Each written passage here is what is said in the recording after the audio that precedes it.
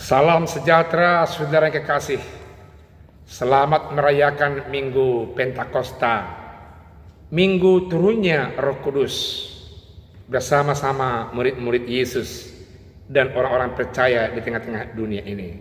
Kita berdoa. Damai sejahtera yang melampaui setiap akal dan pikiran manusia menyertai saudara-saudara sekalian di dalam Kristus Yesus Tuhan kita yang telah turun dari sorga itu. Amin. Firman Tuhan buat kita di Minggu Pentakosta ini terambil dari Yohanes pasal 16 ayat 4b sampai ayat yang ke-15. Demikian dikatakan firman Tuhan. Pekerjaan penghibur.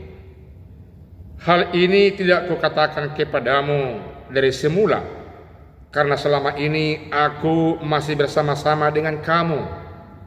Tetapi sekarang aku pergi kepada Dia yang telah mengutus aku, dan tiada seorang pun di antara kamu yang bertanya kepadaku, kemana engkau pergi?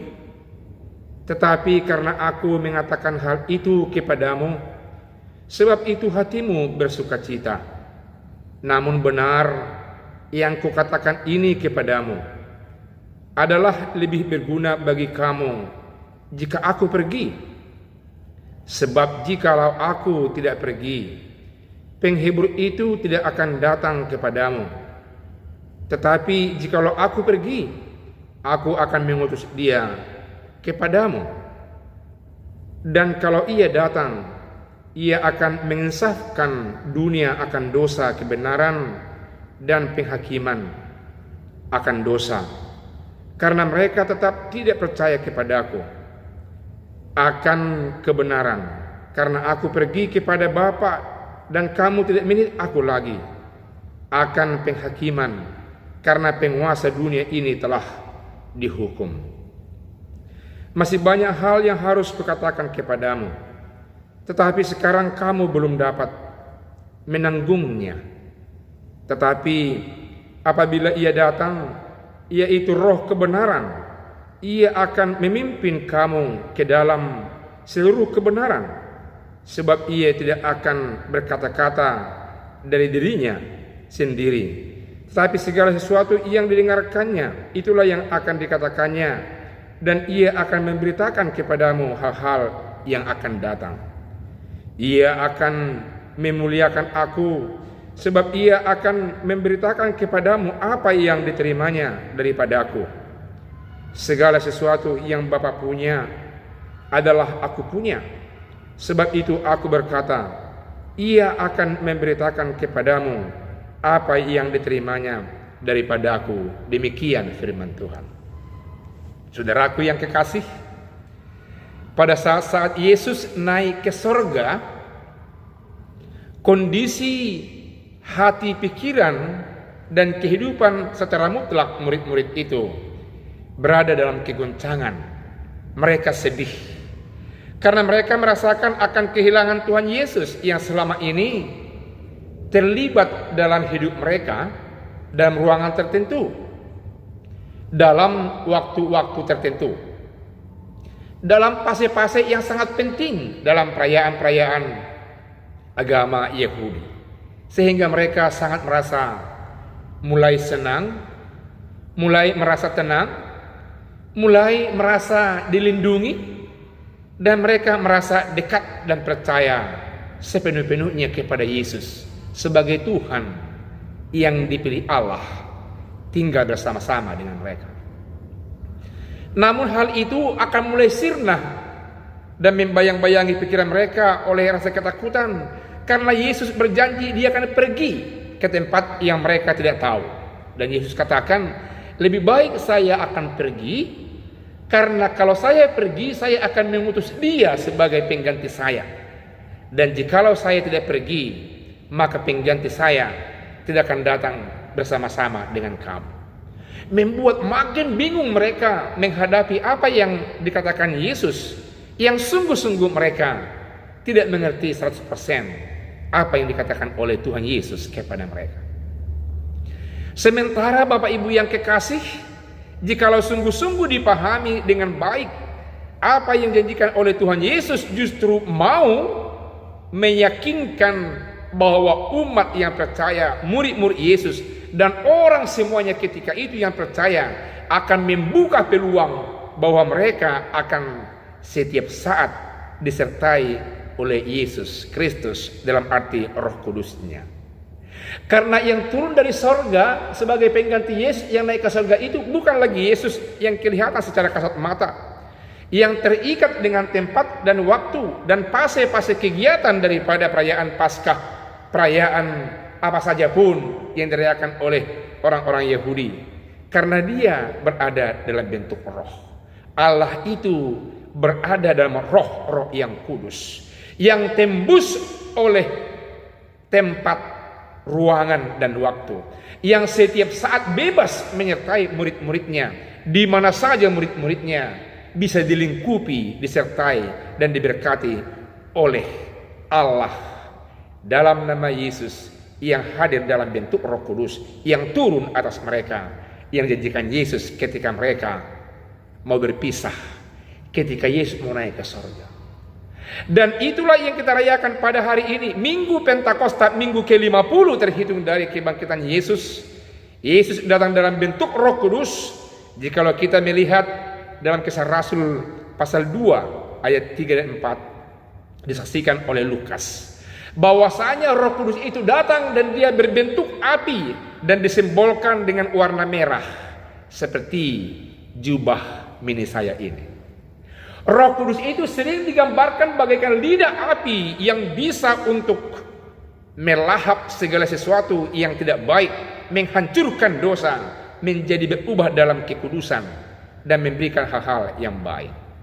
Saudara-saudara kekasih, kalau kita melihat dalam ayat ke-4b sampai ayat ke-11, penekanan firman Tuhan yang dilakukan oleh Yohanes, bahwasanya Roh Kudus mampu menginsafkan, bahwa Roh Kudus mampu untuk meyakinkan umat, bahwa Roh Kudus mampu untuk menginsafkan, meyakinkan orang-orang yang selama ini menolak Yesus sebagai Tuhan, malah menyalibkan Yesus.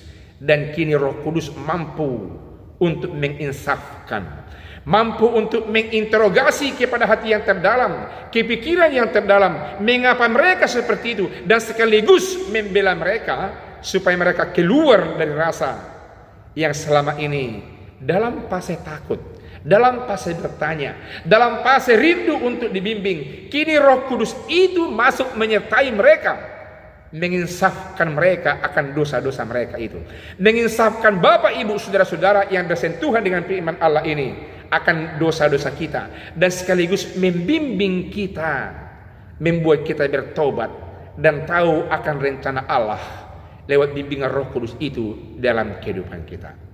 Itu mau menyatakan bahwasanya Roh Kudus itu meyakinkan, membimbing, menginsafkan, berarti mengajari sekaligus menghibur orang yang hatinya duka dan luka, yang sudah menyadari akan Allah dalam nama Yesus itu, supaya mereka berbalik dan percaya menerima Kristus dalam kehidupan mereka. Luar biasa saudara Bapak Ibu yang kekasih, karya penyelamatan Allah dalam Roh Kudus membuat orang berubah. Luar biasa pekerjaan Roh Kudus dalam kehidupan kita. Karena itulah kalau kita melihat di dalam ayat selanjutnya, dalam ayat yang ke-12 sampai ayat ke-15, dikatakan bahwasanya Roh Kudus yang memberikan keinsafan, yang menyangkikan itu, meyakinkan ke arah kebenaran dalam diri Yesus Kristus. Pertama dapat kita lihat pasukan atau kepala pasukan yang menyaksikan Yesus yang disalib itu. Dia mengakui bahwa dia ini adalah betul-betul anak Allah. Pertanyaannya, siapa yang menginsafkan dia ketika itu? Pertanyaannya, siapa yang mengarahkan dia mengakui bahwa Yesus seorang perwira yang begitu memiliki kuasa dan memiliki wibawa yang luar biasa, kini berubah hati dan pikirannya? Pertanyaannya, siapa yang hadir dalam hati dan pikirannya mengubah pemikiran itu ke arah yang benar? Itu katakanlah waktu Yesus disalib, Roh Kudus belum turun. Tapi yang jelas Roh Kudus dalam makna Tritunggal Allah Bapa, anaknya Yesus Kristus dan Roh Kudus sudah hadir walaupun dalam bentuk nyata belum hadir dan dinyatakan ketika itu. Tapi unsur itu sudah datang. Jawabannya bahwasanya Roh Kudus yang ambil andil membuat kepala pasukan itu mengakui Yesus sebagai anak Allah.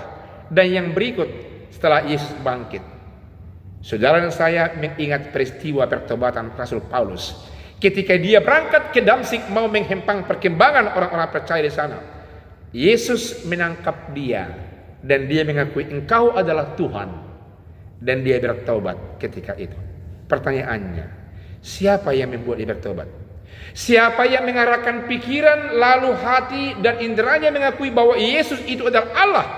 Kalau tidak Roh Kudus yang bekerja, Roh Kudus Yesus yang bangkit itu berkarya menghantarkan, membimbing, menghibur dia sekaligus, dan dia menjadi ambil keputusan mengakui Yesus sebagai Allah, sebagai Tuhan yang sungguh-sungguh hidup dan berkarya dalam kehidupannya. Bapak Ibu yang kekasih, biarlah Roh Kudus yang turun atas gereja, atas kita pada hari ini, senantiasa kita fasilitasi hati dan pikiran kita agar dia berkarya membawa nilai-nilai keselamatan, nilai-nilai kesehatan, nilai-nilai sejahtera, nilai-nilai kesatuan, membawa kita kepada hal-hal yang benar dengan menginsafkan kita akan kelemahan, akan dosa kita terhadap Allah, terhadap sesama manusia. Saudaraku yang kekasih, yang menjadi inti atau tema firman Tuhan pada hari ini buat kita adalah roh penghibur dan roh kebenaran. Roh penghibur itu bersumber dari Allah dalam nama Yesus. Yesus yang naik ke sorga, turun dalam bentuk Roh Kudus hingga menyertai umat manusia yang mampu dan mau memfasilitasi, membuka hati dan pikirannya sehingga mereka bertindak tanduk, hidup dalam kebenaran. Nyatalah demikian supaya sungguh-sungguh Roh Kudus terasa, terlihat, betul-betul berkarya dalam hidup kita setiap saat. Amin, kita berdoa. Terima kasih Allah yang baik, Engkau Tuhan dalam nama Yesus. Yesus yang bangkit dari antara orang mati, naik ke sorga dan turun dalam bentuk Roh Kudus, membimbing, menginsafkan kami, mengerti akan dosa-dosa kami, dan tahu melangkah ke arah kebenaran yang dalam Kristus Yesus, agar nilai keselamatan itu sempurna dalam kehidupan kami.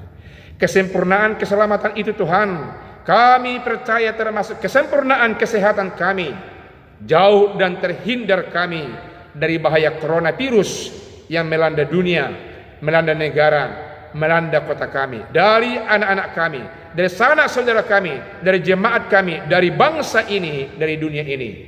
Ya Tuhan, nyatakan kuat kuasa Roh Kudus-Mu di tengah-tengah kehidupan kami. Engkau bersama Roh Kudus yang memimpin orang-orang yang telah Engkau pilih, menghasilkan obat untuk bahaya virus corona ini, agar kami sejahtera merasakan kebenaran kekuasaan, kekuatan firman Tuhan dalam nama Yesus yang sempurnakan oleh Roh Kudus-Mu. Dalam nama-Mu yang kudus dan perkasa itu kami berdoa. Amin.